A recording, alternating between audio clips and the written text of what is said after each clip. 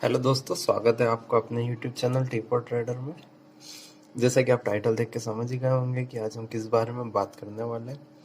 हम बात करने वाले हैं स्ट्रैटेजी के बारे में कि कैसे हमको एक सही स्ट्रैटेजी चूज करना चाहिए। मतलब सही स्ट्रैटेजी का मतलब ये नहीं होता कि अच्छा विनिंग रेट। सही स्ट्रैटेजी का मतलब होता है कि हम जब बिगनिंग में जब हमको प्राइस एक्शन वगैरह का नॉलेज नहीं होता तो हम इंडिकेटर बेस्ड स्ट्रैटेजी से अपना ट्रेडिंग करियर शुरू करते हैं।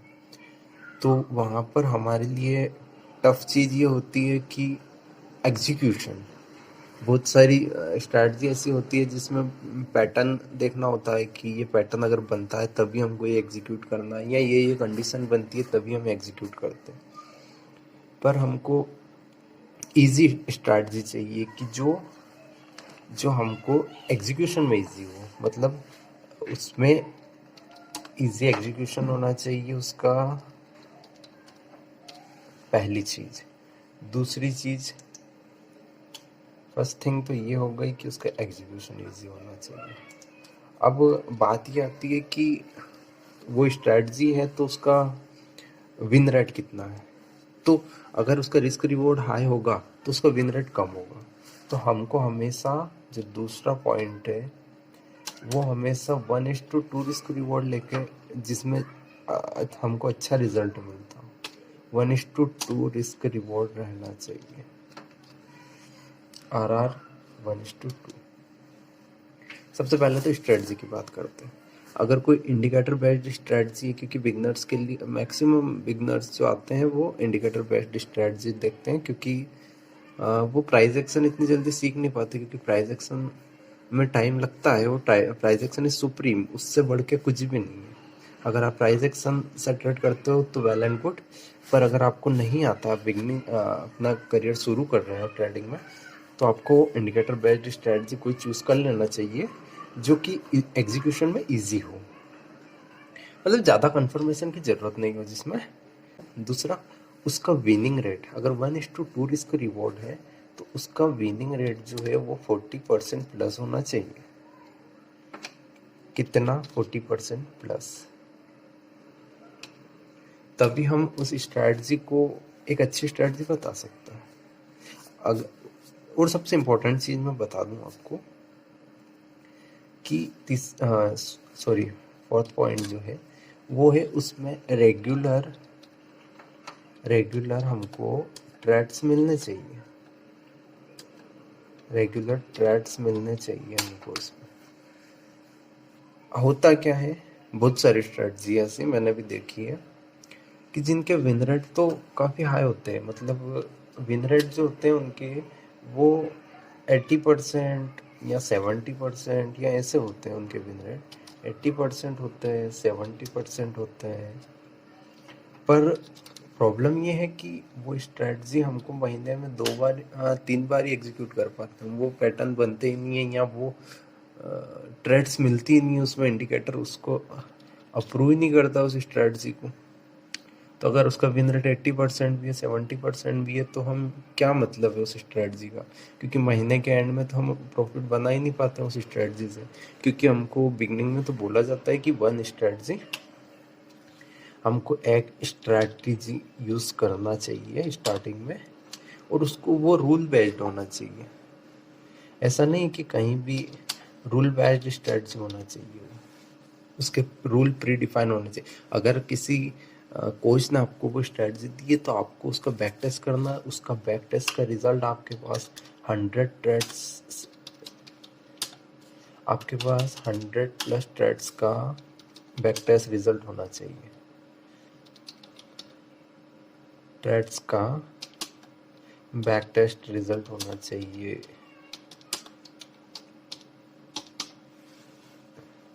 तभी आपके लिए वो स्ट्रैटेजी एक रिजल्ट होना चाहिए। Sorry, trades, sorry spelling mistake हो गई होगी। चलो, तो हमारे पास 100+ ट्रेड्स का उसका बैक टेस्ट होना चाहिए। क्योंकि 10 ट्रेड्स की अगर बैक टेस्ट करेंगे तो उसमें एक्यूरेट विन रेट नहीं आता है। क्योंकि हो सकता है वो 10 ट्रेड जो आपने ली वो ट्रेंडिंग मार्केट में हो, या तो अप ट्रेंड चल रहा हो या डाउन ट्रेंड चल रहा हो। इसलिए आपको हमेशा 100+ ट्रेड्स का एग्जीक्यूशन बैक टेस्ट होना चाहिए, है ना। और जो मैं चीज़ एक ये बता रहा था आपको कि उसमें रेगुलर ट्रेड्स मिलना चाहिए, ये सबसे इम्पोर्टेंट थिंग है कोई किसी भी स्ट्रैटेजी की। कोई सेटअप है, बहुत बढ़िया सेटअप है, उसका विन रेट 90% है, 95% है, पर अगर वो हमको महीने में 2 या 3 ट्रेड ही देता है तो उसका क्या मतलब है, क्योंकि हम उससे ज़्यादा पैसा तो बना नहीं पाएंगे, महीने में 1 या 2 ट्रेड एग्जीक्यूट कर पाएंगे उस स्ट्रैटेजी से। इसलिए हमेशा ये चीज़ें आपको पता होनी चाहिए कि हम कोई भी स्ट्रैटेजी हो, हम अगर उस पर काम करने हम, क्योंकि हम उस पर मैक्सिमम टाइम अपना देने वाले हैं उस स्ट्रैटेजी को, इसलिए हमको पहले से पता होनी चाहिए। और थिंग इसमें ऐड कर देता हूँ, जो है 5th पॉइंट, वो है उसका लेस ड्रॉ डाउन होना चाहिए। जो ड्रॉ डाउन फेज आता है उसका वो लेस, मतलब कि अगर हम 1:2 भी रिस्क रिवॉर्ड लेके चलते हैं और पर ट्रेड हम रिस्क लेते हैं, 2%, हम 2% पर ट्रेड अगर रिस्क लेते हैं अपने कैपिटल का, पर ट्रेड रिस्क लेते हैं अपन अपने कैपिटल का 2% अगर हम रिस्क लेते हैं, मतलब कि 10,000 के कैपिटल पर 200 रुपये या 1 लाख के कैपिटल पर 2,000 रुपये, तो उसमें हमको अगर मैक्सिमम 100 ट्रेड्स में उसको ड्रॉ डाउन कितना जाता है, कितनी कंटिन्यू लॉसेस आते हैं। तो कंटिन्यू लॉसेस अगर हमारे 10 लॉसेस कंटिन्यू आ रहे हैं तो कोई बात नहीं, 10 to 15 चलता है इतना, क्योंकि स्पेलिंग मिस्टेक हो गई।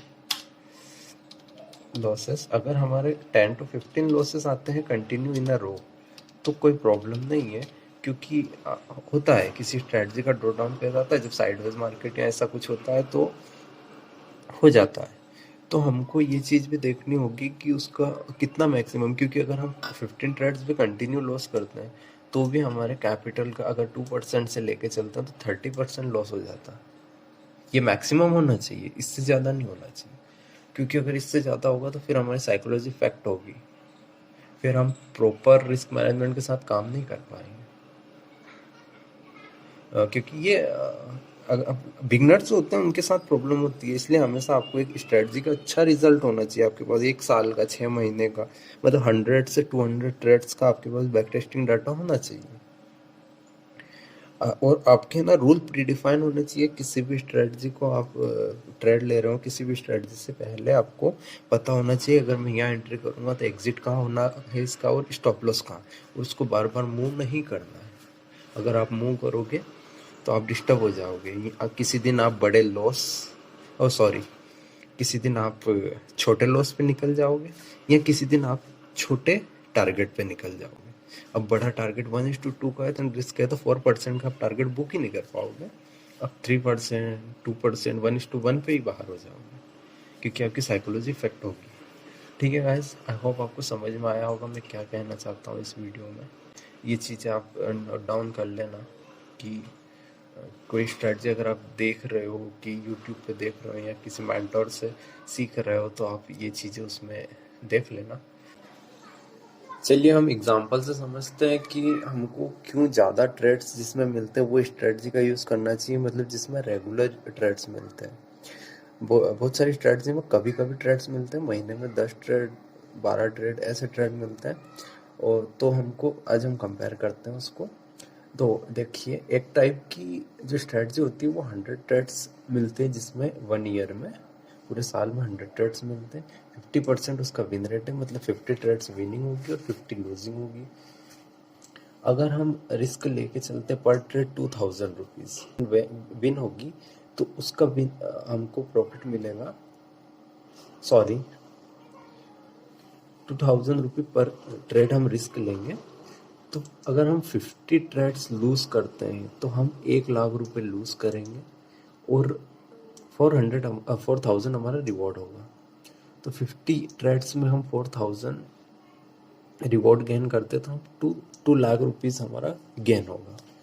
तो अब हम नेट प्रॉफिट निकालते हैं, तो नेट प्रॉफिट इसमें से हम ये डिडक्ट कर देंगे, मतलब कि रिवॉर्ड में से रिस्क डिडक्ट कर देंगे तो हमारा नेट प्रॉफिट आ जाएगा।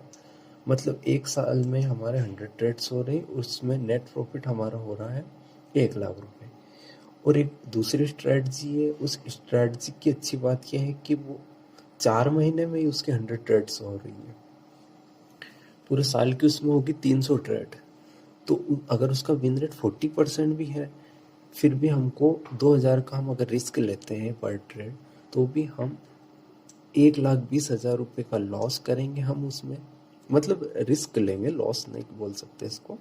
और रिवॉर्ड जो बनेगा हमारा, क्योंकि हमारी 60 ट्रेड लूज होने वाली है, तो उसमें रिस्क जाएगा हमारा 1,20,000 रुपये, और हमारा रिवॉर्ड बनेगा 4,000 रुपये पर ट्रेड के हिसाब से। तो 40 ट्रेड का रिवॉर्ड बनेगा 1,60,000 रुपये। ये हो गया 100 ट्रेड्स का कैलकुलेशन। 100 ट्रेड्स में हमको नेट प्रॉफिट होने वाला है 40,000 रुपये का, मतलब 4 महीने में।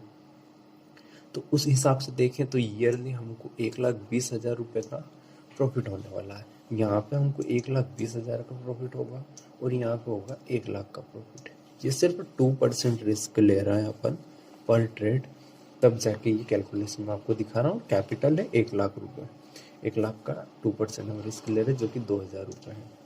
ठीक है, आई होप आपको मैथ्स समझ में आ गया होगा। और इसको अगर हम कंपाउंडिंग करते हैं तो आप समझ जाओगे कि ये कितनी बड़ी डिफरेंस है, ये छोटा डिफरेंस नहीं है। इसलिए हमको ऐसी स्ट्रेटजी यूज़ करना है जिसमें रेगुलर एंट्री मिले। हमको ऐसी स्ट्रेटजी नहीं चूज़ करना जिसकी महीने की 2, 4, 5 एंट्री मिलती हो, और एक स्ट्रेटजी पे हमको बने रहना। ठीक है गाइस, फिर मिलते हैं एक नए वीडियो के साथ में। मैं रोज़ एक ही स्ट्रेटजी पर एक ही स्टॉक में लाइव ट्रेड लेके आता हूँ जोमेटो में। आप अगर आपको पसंद है लाइव ट्रेड देखना या उससे कुछ सीखने को मिलता है, तो आप हमारे चैनल को सब्सक्राइब कर सकते हो। Thank you so much.